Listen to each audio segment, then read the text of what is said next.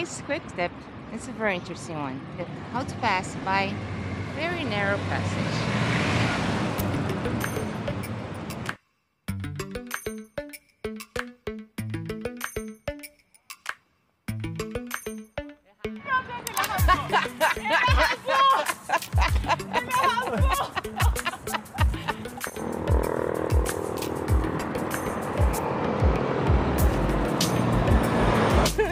That's the first time I've seen it.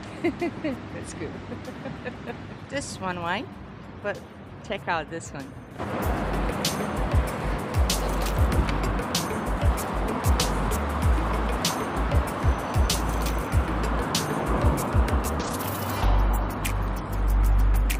Do it like this.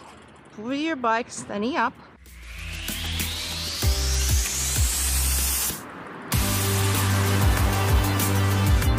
And go through. See?